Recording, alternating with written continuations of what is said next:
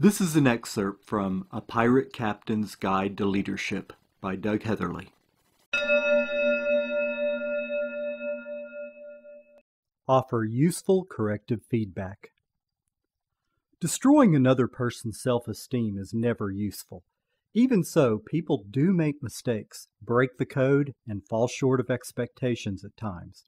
They cannot, however, be allowed to keep making the same mistakes, and yet they will unless you tell them about it. Telling them about it can be tricky because everything associated with criticism is potentially negative. Consequently, most managers postpone the discussion for as long as possible. When they do finally get around to telling the person, they almost always do it badly and often make the problem even worse. Fortunately, there are 3 simple guidelines you can observe and a basic 3-step process you can follow that will allow you to confidently offer useful corrective feedback to others. First, the guidelines.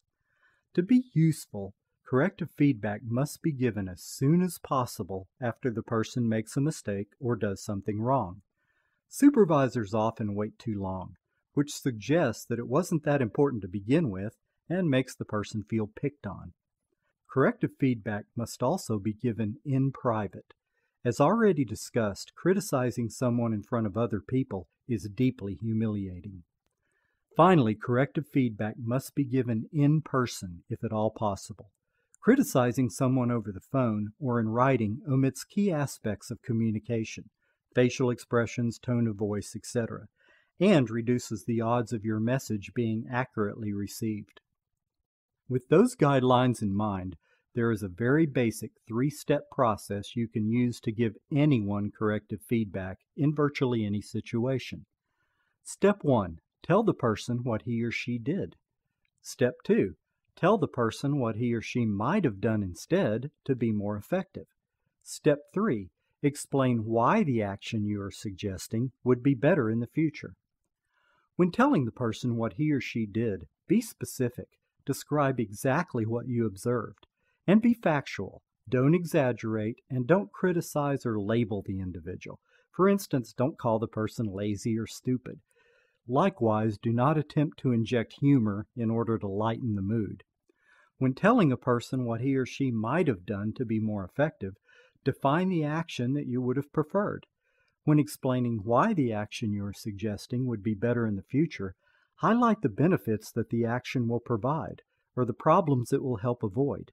Emphasize the effect on the individual or the organization as a whole, not just you. This style of feedback essentially says, here's what I saw, here's what I think would have been better, and here's why. You are commenting on an event as opposed to criticizing the person. Consequently, the person is more likely to hear and consider your suggestion without becoming angry or defensive. When you give corrective feedback to your employees for problems relating to job performance or behavior, you will add 2 more steps to ensure their commitment and to keep the problem from happening again. These steps are explained in Part 6.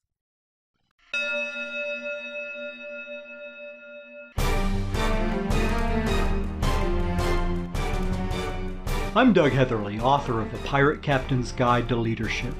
Like the sample chapter you just experienced, my book focuses on the practical aspects of developing your employees.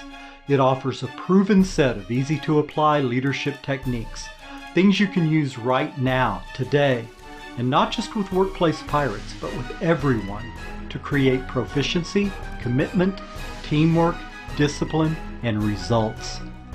A Pirate Captain's Guide to Leadership is available at Amazon, or you can visit piratecaptainsguide.com to see more sample chapters and special features.